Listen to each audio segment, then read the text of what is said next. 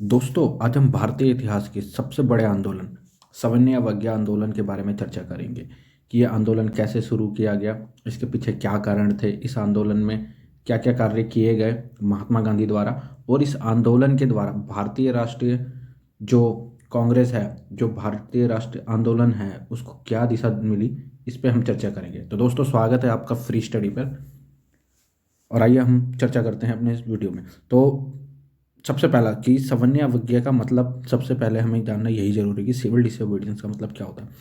आपने 1920 का जो मूवमेंट था असहयोग, उसके बारे में पढ़ा होगा। और सविनय अवज्ञा आंदोलन में और असहयोग आंदोलन में प्राय छात्रों को सबसे ज़्यादा कन्फ्यूजन यही होती है कि ये दोनों आंदोलन सेम सेम तो नहीं है, क्योंकि आंदोलन के जो कार्य करने के तरीके हैं वो दोनों सेम ही हैं।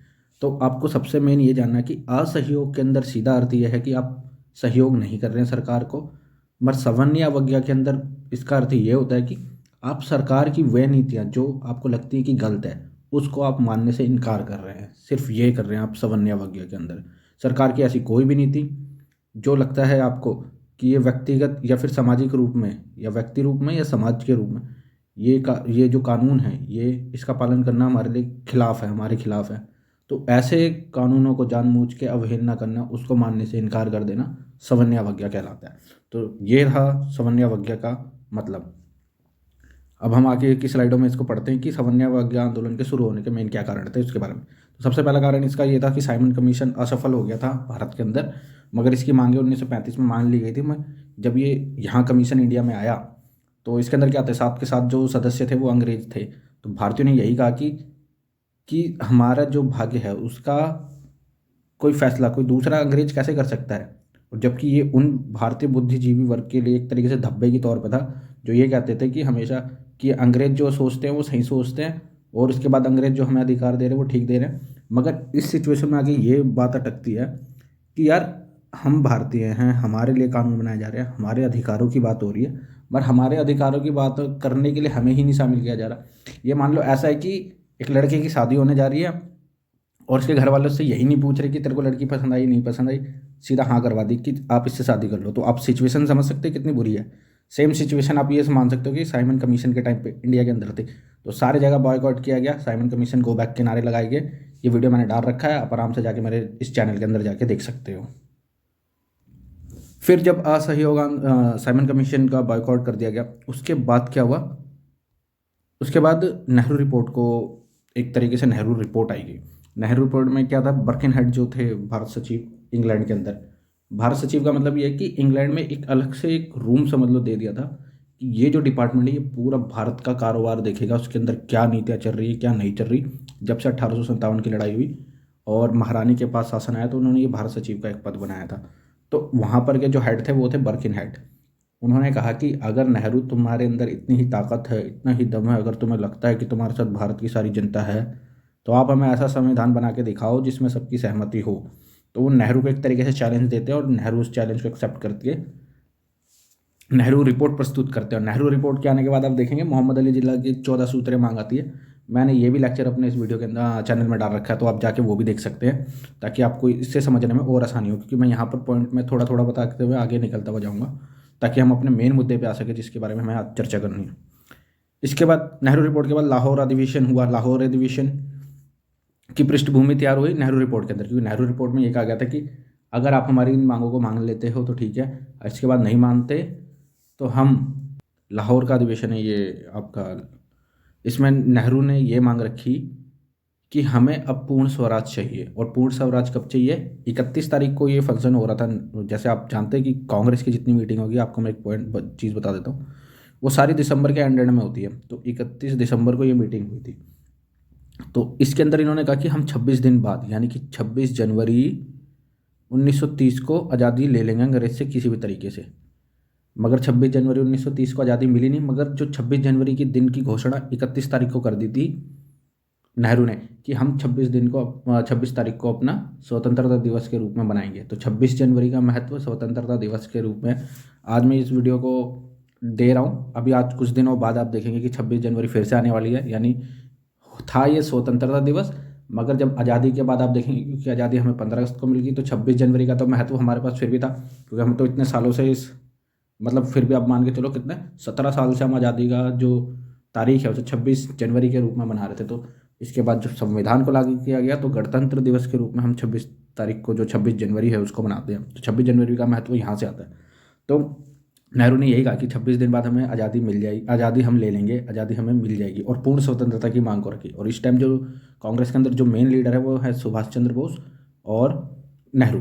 तो इन्हीं के द्वारा ये प्रस्ताव लाया जाता है कि अब हम स्वराज नहीं, डोमिनियन स्टेटस नहीं, अब हमें चाहिए पूर्ण स्वराज। डोमिनियन का मतलब ये कि हमारे अंग्रेज की छत्र छाया भी बिल्कुल नाम मात्र की भी नहीं चाहिए, हमें अपना पूर्णतः शासन चाहिए कि हम संप्रभु हैं, हमारे पास अल्टीमेट पावर है किसी भी चीज़ को रिजेक्ट करने की, एक्सेप्ट करने की।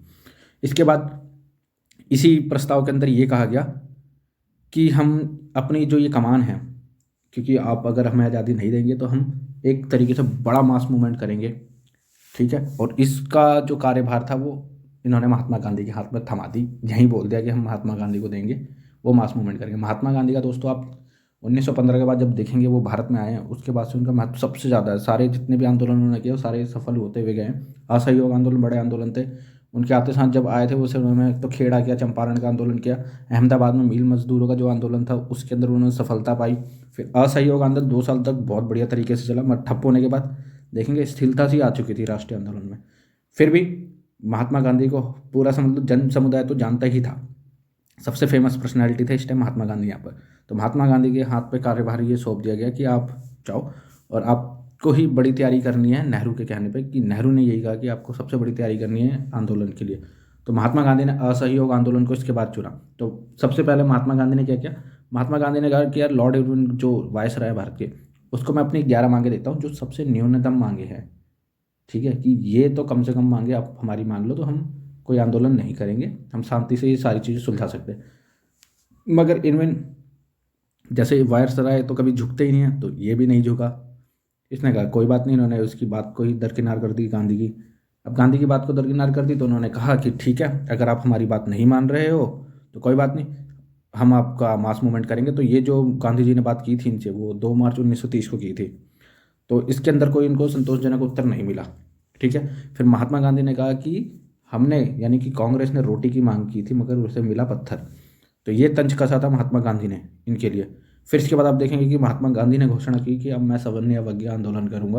और सवर्णीय अवज्ञा आंदोलन का अर्थ दोस्तों मैं आपको बता चुका हूँ, तो आप समझ जाना बाइकआउट कैसे करेंगे किसी भी चीज़ को। तो अब सवर्णीय अवज्ञा आंदोलन की हम शुरुआत करते हैं और इसके अंदर कुछ कुछ मेन मेन पॉइंट ऐसे ऐसे मैं आपको बताऊंगा जो शायद आपने ना सुने हों। और इस यहाँ पर मैंने इस ऑर्डर में उसको नहीं डाला, मगर आपको इस स्टोरी को समझने के लिए वो सबसे मेन चीज़ है कि आप समझें कि कैसे ये आंदोलन इतना बड़ा क्यों है। मैंने जैसे शुरू में कहा लेक्चर के कि ये सबसे बड़ा आंदोलन था एक तरीके से भारत के अंदर। तो आज इसकी भी एक पृष्ठभूमि को देखेंगे, क्योंकि यही वो आंदोलन है कि अंग्रेज को झुका देंगे, इस आंदोलन के अंदर झुका देंगे, इरविन को घुटने पे ला देंगे ये मार्च के अंदर 1 साल बाद। तो अभी यहाँ पर हम उसका भी देख लेंगे कि कैसे। तो दोस्तों कोई भी आंदोलन होता है तो उसके कुछ एजेंडा फिक्स किए जाते हैं, कुछ उसके उद्देश्य फिक्स किए जाते हैं कि इस आंदोलन में ये काम हमें करना है। तो सबसे पहला इसका आंदोलन का सबसे मेन जो था वो था नमक कानून को ख़त्म करेंगे। और अभी दांडी यात्रा इसी वजह से शुरू करेंगे। नमक कानून का सबसे मेन मुद्दा उठाने का दोस्तों रीज़न ये था कि नमक एक ऐसी चीज़ थी जो अमीर और गरीब सबको चाहिए। पानी के बाद एक ऐसी चीज़ है नमक जो हर किसी को चाहिए ही चाहिए, ठीक है। नमक के बिना खाना नहीं खा सकते ना, पानी के बिना जीवित नहीं रह सकते। हवा तो फ्री है, उस पर कोई रोक नहीं है, नहीं तो अंग्रेज तो हवा भी रोक लेते एक तरीके से। फिर अभी इसका नमक का आंदोलन इसलिए किया क्योंकि नमक के टैक्सेस इन्होंने धीरे धीरे करके काफ़ी बना लिए थे, फिर सरकारी नमक ही बना पाते थे कोई, या फिर जिन्होंने इसको लीज पे ले रखा है कॉन्ट्रैक्ट पे जो नमक बना रहे वो बनाएंगे, या फिर कंपनी वगैरह बनाएगी, या फिर गवर्नमेंट बनाएगी। तीसरा कोई बंदा नमक अगर समुद्र के किनारे रहता है वो भी नमक उठा नहीं सकता ना बना सकता। तो इस वजह से नमक कानून को उन्होंने सबसे पहले पकड़ा। फिर विदेशी कपड़ों की होली, ये आपने देखा होगा, असहयोग आंदोलन में भी सब था। सरकारी नौकरियों से मतलब सरकार को कर नहीं देंगे, सरकारी नौकरियों में से इस्तीफ़ा देंगे, जो स्टूडेंट है वो हट जाओ, वकील वगैरह जो भी हैं अब सरकारी जो कामकाज है उसको छोड़ो और इसमें बाहर आओ। फिर महिलाओं को इस आंदोलन में भागीदारी दी गई कि महिलाएं जाएंगी, जो शराब या अफीम की दुकान है, विदेशी कपड़ों की दुकान है, उसके आगे धरना देंगी, शांतिपूर्वक तरीके से जो भी काम होगा वो सारा कुछ किया जाएगा। अब हम जो मेन इसके अंदर ये था नमक कानून का समाप्त करने वाला, अब उसके बारे में बात करते हैं कि दांडी मार्च कैसे स्टार्ट किया। दांडी मार्च की एक पृष्ठभूमि के तौर पर मैं आपको बताता हूँ कि क्या हुआ। जब महात्मा गांधी ने ये घोषणा कर दी कि मैं एक असहयोग आंदोलन करूंगा, तो अब दोस्तों आंदोलन कैसे चलते हैं, आंदोलन जैसे हम सोचते हैं वैसे नहीं होते कि आपने बोला और डायरेक्ट कर दिया। आंदोलन करने पर सबसे मेन चीज़ ये है कि आप सामने वाले को ये बता दो कि मैं कौन सी तारीख को कहाँ जाऊँगा और कहाँ कैसे कैसे क्या क्या कार्य करूँगा। तो लॉर्ड इरविन के पास ये सारी सूचना गई होती है। महात्मा गांधी ने ये दी होती है कि मैं 12 तारीख से दांडी मार्च स्टार्ट करूँगा, 12 मार्च से, और इसका जो खात्मा है वो मैं करूँगा नमक्कर को तोड़ के। तो इरविन उनसे यही कहते हैं कि आपको ऐसा करने की ज़रूरत नहीं है, आप कानून को अपने हाथ में ना लें। ठीक है, अब ये बात करके चले जाते हैं वो सिर्फ इतना ही इसका उत्तर देते हैं। फिर महात्मा गांधी क्या करते हैं, साबरमती आश्रम जो इनका है, ठीक है, वहाँ से ये दांडी की यात्रा चालू करेंगे गुजरात में।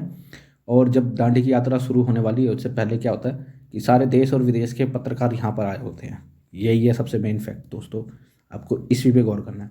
अब देश और विदेश के सारे पत्रकार आए हुए हैं, गांधी जी ने वहाँ पर भाषण दिया, वक्तव्य जारी किया कि मैं ऐसे ऐसे करके मेरे ये स्टेप्स हैं, मैं गाँवों से होता होता जाता हुआ जो हम यात्रा करते हुए पहुंचेंगे दांडी। 300 किलोमीटर के आसपास का, 300 साढ़े 300 किलोमीटर के आसपास का ये दांडी की यात्रा थी इनकी। पैदल यात्रा की थी इन्होंने। 78 इनके साथ अनुयायी थे इनके जो भी थे, और ये वो बंदे थे जो सबसे बड़े सत्याग्रही माने जाते थे इनके साथ में, जो हाँ दृढ़ निश्चय के साथ चल सकते हैं, जिन्हें पुलिस से कोई डर नहीं है, कोई भय नहीं है, और अहिंसा को ये सबसे अच्छे तरीके से पालना जानते हैं।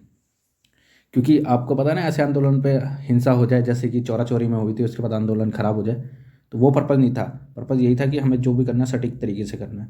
तो महात्मा गांधी ने सारे सबको, जो ने भी न्यूज़ रिपोर्टर्स आए हुए थे सारे देश विदेश से, उनको बताया कि मेरी नीति ये है, असहयोग तरीका ऐसे करेंगे हम, कोई हिंसा नहीं होगी हमारे इसके अंदर। और उसके बाद जब सरोजिनी नायडू और भी जो महिलाएं थी वहाँ पर उनका स्वागत करती हैं कि आप प्रस्थान करें दांडी यात्रा की तरफ, तो महात्मा गांधी एक ये बोलते हैं कि यदि मैं इसको करने जा तो रहा हूँ असहयोग आंदोलन को, मगर यदि मैं यहाँ से हारता हूँ तो मैं वापसी दांडी यहाँ नहीं आऊँगा साबरमती आश्रम में। अगर मैं आता भी हूँ तो मैं आश्रम के अंदर नहीं, बाहर ही रहूँगा। तो ये बोल के निश्चय करके महात्मा गांधी दांडी यात्रा के लिए निकलते हैं 12 मार्च 1930 को। अब ये पहुँचते हैं दांडी 5 अप्रैल 1930 को। अब इसके बीच का घटनाक्रम हमें जानना जरूरी है। इसके बीच में क्या होता है कि ये गाँवों से होते होते जाते हैं।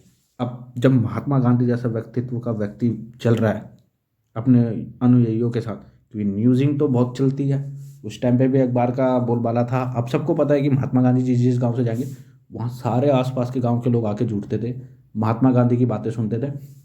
और राष्ट्रीय आंदोलन है तो समझ सकते हो आप कितनी जन चेतना का विकास करते हुए जा रहे हैं। महिलाएं, बूढ़े, बच्चे जो भी हैं सब उनको सुनते थे। कोई पेड़ पे चढ़ के देख रहा है, कोई छत पे चढ़ के देख रहा है, ऐसा दृश्य बताया जाता है कि वो था वहाँ पर महात्मा गांधी के टाइम का, जो उन्हें देखने के लिए आते थे दांडी मार्च के टाइम पे।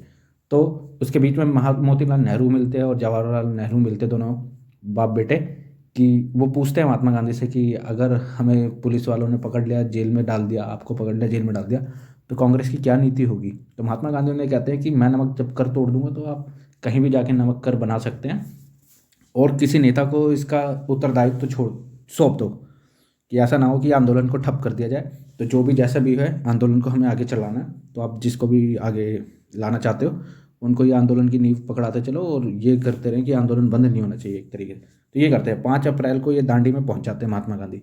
अब 5 अप्रैल को पहुंचते हैं, मगर अगले दिन तोड़ेंगे ये दांडी यात्रा। वैसे 6 अप्रैल के दिन को चुनते हैं कि हम 6 अप्रैल 1930 को ही सुबह सुबह दांडी के तट पर जाते हैं। वहाँ पर पुलिस भी खड़ी होती है, न्यूज़ रिपोर्टर्स भी खड़े होते हैं। नमक वो उठाते हैं और बोलते हैं कि मैंने नमक कर समाप्त कर दिया है, और जो भी व्यक्ति चाहे जहाँ भी चाहे नमक बना सकता है, नमक कर का उल्लंघन हमारे द्वारा कर दिया गया। अब जैसे ही ये किया जाता है, इसके बाद घटनाक्रम में ये होता है कि पूरे भारतवर्ष के अंदर सब लोग नमक बनाने की धूम सी मच जाती है कि हाँ महात्मा गांधी ने नमक कर तोड़ दिया, अब हम भी नमक बना सकते हैं। और इस तरीके से अब इरविन का एक तरीके से समझौता तोड़ दिया पूरा।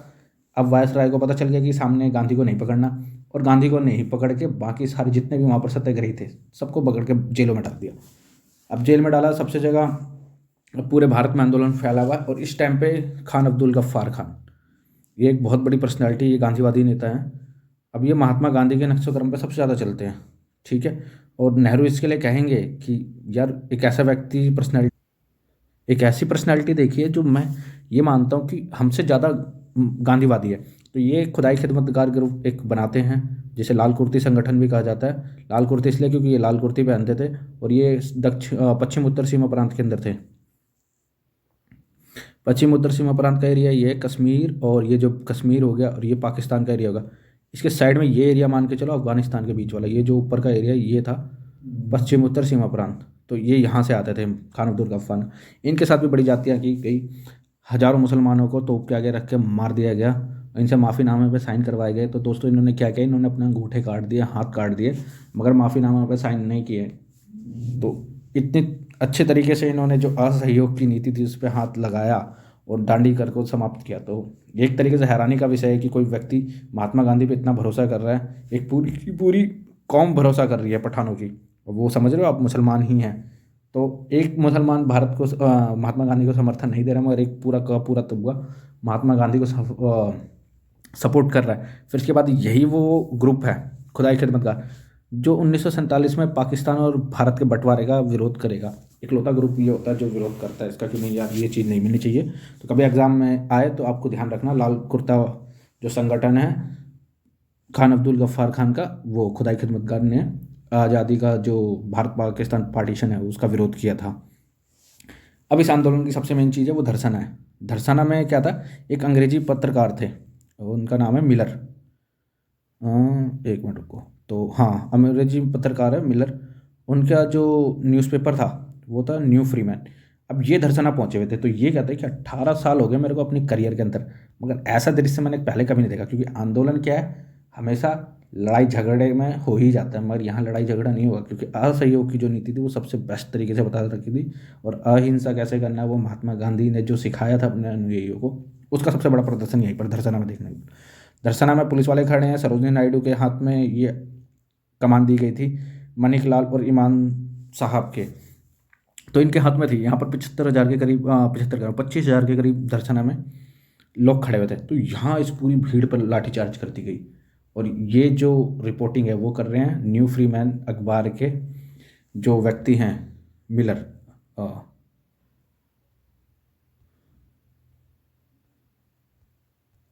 तो मिलर ने इसकी पूरी घटनाक्रम की वीडियो अपने अखबार में छापा। तो अब इससे किरकिरी हो गई पूरे के पूरे ब्रिटेन की, पूरे वर्ल्ड के अंदर, कि यार ये कैसा दमन कर रहे हैं कोई व्यक्ति, मतलब उसके हाथ पर तो कुछ है नहीं जो सामने वाला जो आंदोलनकारी है, और ये उसको मार रहे हैं डंडों से। तो ये एक तरीके से बेइज्जती की तरह, तमाचे की तरह उनके ऊपर हुआ। कि ये होती है, देखो दोस्तों, अहिंसा की पावर, कि आपके हाथ पे कुछ नहीं, आपको सामने वाला अगर मार रहा है तो आप सोचो कि कितना उसका एम्पैथाइज किया जाएगा आपके साथ। कि कोई व्यक्ति आपके पास कुछ भी नहीं कर रहा और आप सामने वाले को मार रहे हो, तो आप सोच रहे हो आपके ऊपर कितना बुरा इम्पैक्ट जाएगा किसी दूसरे का, कि आप कितने गंदे हो। तो सेम यही इम्पैक्ट गया विदेशों के अंदर, कि जो ब्रिटेन का शासन व्यवस्था है वो सबसे ज़्यादा खराब है भारत के अंदर। मतलब इतनी अमानवीय कर रखी है उन्होंने कि उसकी कोई हद ही नहीं है। फिर इसके बाद 5 मई को अब देखो आंदोलन कैसे ख़त्म हुआ। अब ये पूरे भारत में फैला है, सब जगह नमक कर बनाए जा रहे हैं, नमक कानून का उल्लंघन किया जा रहा है। कहीं से भी नमक बनाओ, जैसा मर्जी वैसा बनाओ, ऐसे वाला सिस्टम हो गया। अब यहाँ पर ये आंदोलन तो सफल हो गया। आंदोलन सफल होने का क्या था कि इसका सबसे मेन यही है कि आंदोलन कैसे सफल हुआ। एक तो जन जन तक ये महात्मा गांधी से बात पहुंच गई थी। फिर 5 मई 1930 को जब महात्मा गांधी को गिरफ्तार कर लिया गया, ठीक है, उसके बाद गांधी इरविन समझौते का एक मसौदा तैयार होगा कि गांधी इरविन समझौता होगा, उसके बाद ये आंदोलन टूटेगा। मगर ये देखो, जब महात्मा गांधी को गिरफ्तार कर लेंगे उसके सालों तक भी यहाँ पर आंदोलन चलता रहता है। सरकार की सारी जेलें फुल हो जाएंगी, जेलें नई बनवाई जाएगी वो भी फुल हो जाएंगी। मतलब इतना बड़ा आंदोलन चला कि नए वो भी जेल बनाएगी, वो जेल भी फुल हो गए यहाँ पर। तो गांधी इरविन समझौते के बाद इसकी गांधी इरविन समझौते के बाद ही जाके ये आंदोलन का समाप्ति होती है। और इसके अंदर नमक कर के उल्लंघन को मान लेते हैं कि ठीक है आपका नमक कर हमने हटा दिया है। फिर उसके अंदर कुछ मांगे होती हैं जैसे पॉलिटिक्स से रिलेटेड, कि राजनीतिक कैदियों को छोड़ा जाए। मगर अंग्रेज कहते हैं कि हम राजनीतिक कैदियों को छोड़ देंगे, मगर जिनके ऊपर हत्या के आरोप है हम उनको नहीं छोड़ेंगे। तो यहाँ पर भगत सिंह, सुखदेव और राजगुरु का भी एक पॉइंट आता है कि उनको कहते हैं ना कि महात्मा गांधी ने उनको छुड़वा नहीं पाए। तो वो यही था कि इरविन समझौते में यही कहते हैं कि मैं राजनीतिक कैदियों को छोड़ूंगा, मगर जो अपराधी हैं, जिन्होंने हत्या किया, जिन्होंने हत्या के आरोप हैं, मैं उनको नहीं छोड़ूंगा। तो इस पे कभी हम डिस्कस करेंगे एक बार कि मतलब उस टाइम की ऐसी क्या सिचुएशन थी कि महात्मा गांधी उनको छुड़ा नहीं पाए। क्योंकि कोई सत्य और अहिंसा के रास्ते पे चल रहा है और किसी ने हत्या कर रखी है, तो वो कैसे कर सकता है, उसको छुड़ा कैसे सकता है। ये एक तरीके से विरोधाभासी विचार है, क्योंकि भगत सिंह महात्मा गांधी के विचार को नहीं अपना रहे, तो महात्मा गांधी से कैसे एक्सेप्ट किया जा सकता है, एक्सपेक्ट किया जा सकता है कि वो भगत सिंह के विचारों को अपना ले। तो इस पे हम कभी और चर्चा करेंगे। फिर अब हम ये देखते हैं कि इस आंदोलन की सीमाएं क्या थी। तो दोस्तों आंदोलन तो एकदम सफलतापूर्वक पूरे बड़े अच्छे तरीके से जोरों शोर से साथ चला और अंग्रेज सरकार पहली बार घुटनों के बल आ गई थी यहाँ पर महात्मा गांधी के साथ। जब गांधी इरविन समझौता का मतलब ही यही है कि अंग्रेज ने पहली बार हार मान ली कि हाँ, इतने बड़े जन आंदोलन के सामने हम नहीं टिक सकते, क्योंकि सारी की सारी जेल भरी जा चुकी है, नए जेल बनाए हैं, नए जेल भी भरे जा चुके हैं। तो आप समझ सकते हो आंदोलन कितने हाई लेवल पे किया होगा उस टाइम पे। तो ये सबसे बड़ी जीत थी भारतीय राष्ट्रवादियों की। तो सविनय अवज्ञा आंदोलन की अब हम कुछ सीमाएं देख लेते हैं कि क्या था। तो ये अब देखोगे यहाँ पर जितने भी दलित थे वो सब मतलब महाराष्ट्र में एक्टिव थे। उसके बाद तो गाँव कूचों में आपको पता है कि चीज़ें और इन्फॉर्मेशन धीरे धीरे जाने में भी वो हो जाती है। फिर पिछड़ा जितना इलाका होता है यार, वो कभी आंदोलन में आ नहीं पाता। तो महात्मा गांधी के आप जितने भी आंदोलन कभी पढ़ोगे ना, जब महात्मा गांधी की जो थ्योरियाँ थी कि कैसे काम किया जाता है, एल्गोरिदम इनका, तो यही कहते हैं कि आंदोलन वही व्यक्ति करना जिनके पास घर में खाने को है और जो सक्षम है कि आंदोलन में अगर 1 महीना 2 महीना लगे तो आपके घर में जितने भी बच्चे, बीवी, माता पिता हैं वो पल सके, वो खा सके, वो रह सके। तो वो सीधा यही बोलते हैं कि आंदोलन में वही व्यक्ति आए जिनके पास बैकअप प्लान हो, नहीं तो अदरवाइज आंदोलन में आपको आने की जरूरत नहीं है, कोई दिक्कत वाली बात नहीं है। ये इनका एक प्लान वो था, एल्गोरिदम हड़ताल के अंदर। तो यहाँ पर मुस्लिम जो संगठन थे और मुस्लिम लीग, ये असहयोग आंदोलन का एक तरीके से समर्थन नहीं कर रहे थे। जैसे मैंने बताया ना, खान अब्दुल और फरहान, ये जो व्यक्ति का संगठन था ये तो कर रहा था, मगर मुस्लिम लीग संगठन नहीं कर रही थी। अब हिंदू महासभा नहीं चाहती थी कि मुस्लिम लीग के साथ कांग्रेस जुड़े, क्योंकि हिंदू महासभा कांग्रेस को अलग ही रखना चाहती थी मुस्लिम लीग से। आप समझ रहे हो ना, दोनों कम्युनल पार्टी है और दोनों पार्टी नहीं चाहती कि बड़ी पार्टी किसी उसके साथ जाके जुड़े। यहाँ पर क्या था, जैसे अमीर गरीब किसान हो गए, फैक्ट्री के मालिक हो गए, इन सब का एक सेम उद्देश्य नहीं था, सबके उद्देश्य अलग अलग थे। तो इस वजह से थोड़ी आंदोलन में कमी आ जाती है।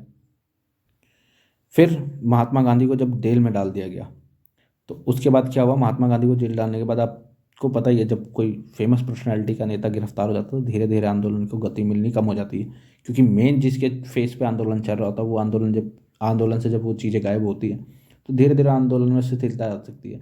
अब ये भी कह सकते हैं कि आंदोलन एक टाइम के बाद नीचे जाने लग जाता है, डिक्लाइन होता ही होता है, एक टाइम पे चरम पे पहुंचता है, एक टाइम पे वो नीचे तक जाता है। असहयोग आंदोलन के टाइम पे भी ऐसा ही कुछ हुआ था। तो ये इस आंदोलन की कुछ कुछ सीमाएँ थी, मगर आप ये मान के चलो कि ये सबसे सफल आंदोलन था महात्मा गांधी का अपने करियर के अंदर काफ़ी टाइम बाद, क्योंकि असहयोग आंदोलन भी फेल हो गया था एक बार के लिए, मगर ये तो पूरा सफल हुआ था, क्योंकि गांधी इरविन समझौता ये दर्शाता है कि उन्होंने ब्रिटेन जो शासन था, ब्रिटिश शासन, उसको ज़मीन में लाकर टिकवा दिया अपने घुटने। तो ये महात्मा गांधी की एक तरीके से बड़ी जीत थी, देश की राष्ट्रवादियों की एक तरीके से बहुत बड़ी जीत थी। तो इस जीत का श्रेय ये सविनय अवज्ञा आंदोलन को जाता है। इससे राष्ट्रीय आंदोलन की नींव पे ये पड़ेगा कि अब गोलमेज सम्मेलन होंगे, उसके बाद कम्युनल अवार्ड्स वगैरह हुआ जाएगा। अब अंबेडकर और नेहरू के बीच अंबेडकर और महात्मा गांधी के बीच टसल चलेगी, जो दलित जाति हैं उनको लेकर। तो मैं इसको यहीं पर ही इस वीडियो को विराम देता हूँ। आशा करता हूँ आपको ये वीडियो पसंद आई होगी, इन्फॉर्मेटिव लगी हो तो हमारे चैनल को लाइक करें, शेयर करें, सब्सक्राइब करें, और वीडियो देखने के लिए आपका धन्यवाद।